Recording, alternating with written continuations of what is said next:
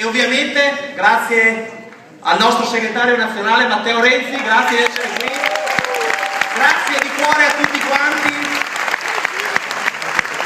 Siamo qui finalmente, è un po' di mesi che lavoriamo duro per riportare quella fiducia in questa nostra regione, che è quella cosa più importante, quella cosa che manca ai nostri ragazzi, alla nostra gente, la fiducia e la speranza che dentro il coraggio di cambiare questa regione possiamo veramente riportare dopo 20 anni un po' di sana fiducia rispetto al futuro. Ecco, questa è la nostra campagna elettorale rispetto al Veneto, con Alessandra Moretti che già dal mese di novembre vinceva le primarie in questa regione.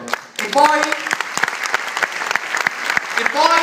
sempre con le primarie abbiamo scelto, io uso questo termine da Veneto, no, con ordine, come fa il Partito Democratico del Veneto, senza confusione, abbiamo scelto anche il candidato sindaco per Venezia, Felice Casson, per la città che non è solo il capoluogo della nostra regione. Noi diciamo con orgoglio che è una sicuramente delle città del mondo che tutti ci invidiano e che vogliamo assolutamente rilanciare. Ecco Matteo, noi siamo questo, siamo un partito determinato, unito, consapevole delle responsabilità, ma che ha anche dentro di sé una grande cosa: il coraggio e la voglia di lavorare giorno per giorno per i veneti e per i veneziani.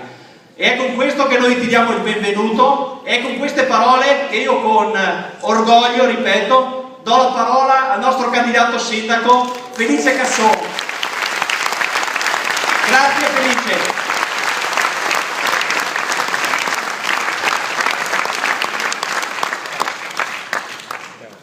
Buongiorno a tutte e buongiorno a tutti.